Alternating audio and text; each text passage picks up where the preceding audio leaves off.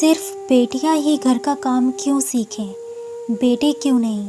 माँ, मुझे सिर्फ डॉल हाउस और किचन सेट ही क्यों मिलते हैं?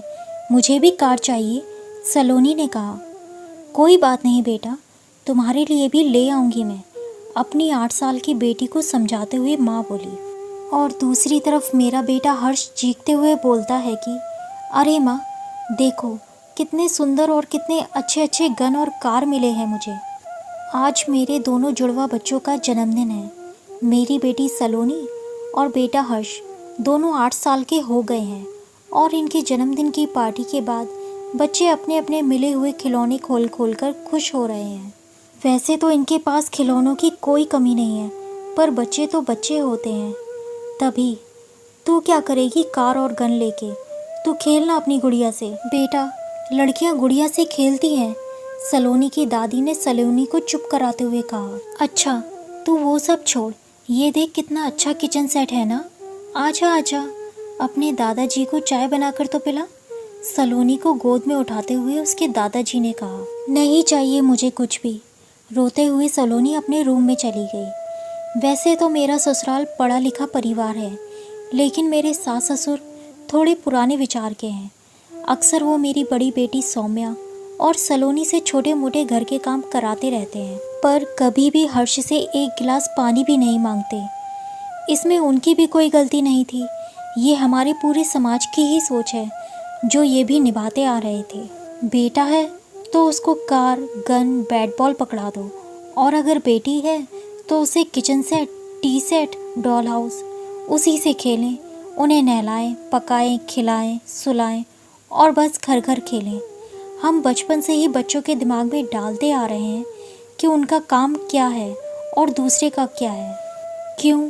लड़कियां ज़रा सी बड़ी होती हैं तो हम बेटियों से पानी, चाय की ट्रे देने को कहते हैं, घर के छोटे मोटे काम कराने लगते हैं, पर बेटों से कुछ नहीं कराते।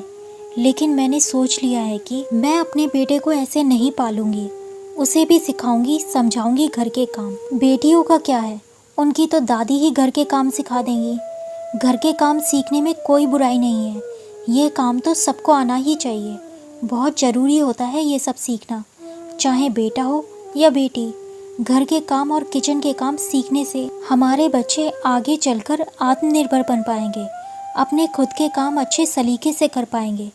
और यही सोचकर मैंने भी एक शुरुआत कर दी। घर के छोटे छोटे काम हर्ष को देना शुरू कर दिया, जैसे गार्डन में पानी देना, दादा दादी को चाय देना, उनके चश्मे, उनके पेपर, उनकी दवाइयाँ उन तक पहुँचाना, अपने रूम को ठीक से रखना, अपने खिलौने, अपनी किताबें सही जगह पर अच्छे से सहेज के लगाना।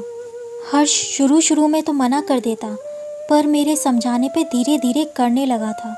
घर के छोटे मोटे काम जो उसकी उम्र के हिसाब से सही थे, उसे करने की आदत अब हर्ष की धीरे धीरे बनने लगी थी।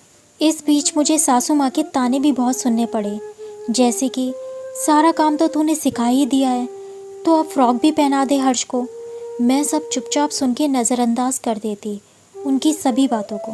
एक दिन मेरी दोनों बेटियां स्कूल से आते वक्त बारिश से भीगकर बीमार पड़ गईं। उन दोनों को बुखार आ गया और उधर सासू माँ के हाथों में दर्द रहता है, जिस वजह से वह अपने हाथ ऊपर करके अपने बाल नहीं बना पाती हैं। इसलिए अक्सर उनके बाल मेरी बेटियाँ या फिर मैं बनाती हूँ।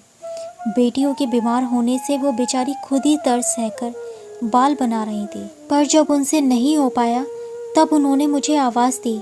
मेरे आने से पहले ही हर्ष दौड़ते उनके पास पहुंच गया और कहता है कि दादी, अभी माँ खाना बना रही हैं, तो मैं आपके बाल बना देता हूँ।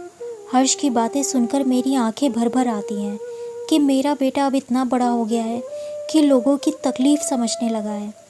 फिर वो बहुत अच्छे से अपनी दादी के बाल बना देता है, जिससे उसकी दादी भी खुश हो जाती हैं। आज मैंने अपने बेटे को ज़िंदगी का अच्छा पाठ पढ़ा दिया था। क्या सही है, क्या गलत है, उसे सिखा पाई थी। यह देखकर मुझे बहुत खुशी हुई। कौन औरत का काम है, कौन सा मर्द का काम है, ऐसा कुछ नहीं होता। काम तो बस काम होते हैं, और जो मदद करे वो सबसे अच्छा इंसान होता है।